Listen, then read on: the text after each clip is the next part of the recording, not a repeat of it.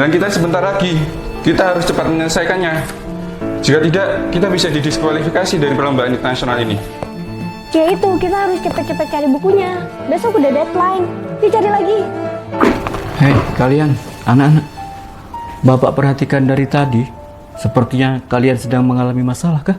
Apa memang masalah kalian? Kita sedang mencari buku untuk referensi lomba besok, Bapak. Iya, lalu ada bukunya?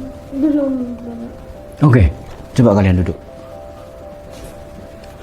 Bapak kebetulan sedang menemukan satu buku karya teman baik Bapak. Coba kalian lihat bukunya.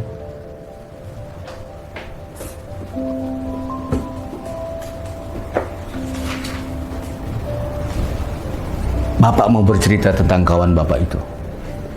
Kawan Bapak ini, Bapak kenal hampir separuh usia Bapak. Dan kawan Bapak ini juga mengenal Bapak, hampir separuh usianya.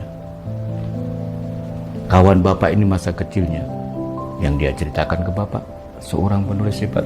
Masa kecilnya sudah menjadi juara. Sejak kecil memang ia dikenal sebagai sosok yang berbakat.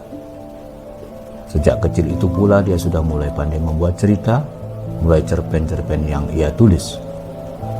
Tulisannya membanggakan, bisa dinikmati, dan seringkali juara di tingkat daerah. Sosok orang tua dilah yang sangat berpengaruh dalam proses belajarnya, baik ibu maupun ayahnya. Ia bercerita sebagai sahabat yang sudah saya kenal lebih dari berpuluh-puluh tahun. Bahkan kalau dihitung, perkenanan dan pertemanan saya dengannya itu lebih dari separuh usia saya dan juga separuh usia dia. Bagaimana ketika ia memilih menjadi pribadi yang selalu berbeda. Salah satunya selalu memakai songkok dimanapun dia berada. Di SMA dan di pesantren memang sudah beda dengan teman-teman sebayanya. Ia terlihat sangat menonjol. Jiwa sosialnya tinggi, suka tirakat, berpuasa, dan belajar tak kenal waktu. Puasa itu ia jalani bertahun-tahun. Tirakat itu ia jalani bertahun-tahun pula. Dan hal itu membuat dirinya menjadi pribadi yang sangat rendah hati dan pantang menyerah. Setelah kegagalannya untuk beasiswa ke luar negeri, sejak itu ia bekerja lebih keras lagi tanpa henti. Sampai pada akhirnya ia masuk bangku kuliah di kampus dalam negeri di Surabaya. Aku melihatnya dan aku punya alasan tersendiri untuk selalu mendukungnya. Mimpi dia adalah menjadi penulis terbaik. Setelah masuk bangku kuliah, tulisannya semakin banyak dimuat di berbagai media cetak. Penghargaannya pun semakin banyak. Keikutsertaan dalam organisasi kampus telah membuat wawasannya makin tinggi. Bukunya pelan tapi pasti mulai dicetak. Jiwa sosialnya tinggi. Siapapun yang dekat dengan dia selalu bahagia karena merasa tertanggung hidupnya. Gerbang cita-citanya adalah meja belajar dan tumpukan buku. Tempat mimpi-mimpinya tersimpan. Banyak hal yang ia inginkan lebih dari takdir yang telah ditentukan Tuhan untuknya. Salah satunya mendapatkan sosok putri seorang pengasuh pesantren besar di Pasuruan. Selain itu lagi, Bapak?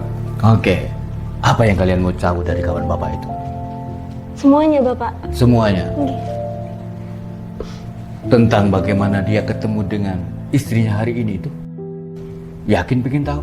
Iya, Bapak. Yakin, Bapak. Oke, Bapak mau cerita. Tetapi rasanya jangan hari ini. Keduanya mendengarkan saya bercerita kepada kalian tentang diri mereka berdua. Jadi lain kali saja Bapak cerita kalau keduanya tidak mendengarkan cerita saya kepada kalian. Ya, padahal penasaran kita, Bapak. Kita bikin episode selanjutnya lagi.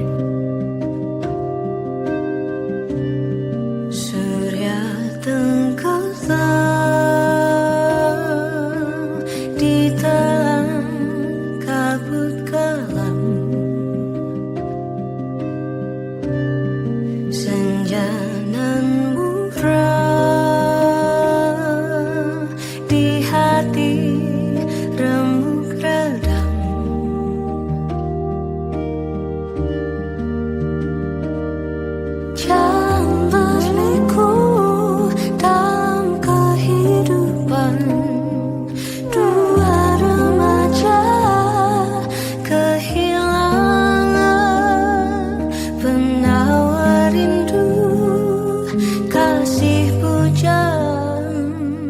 menuju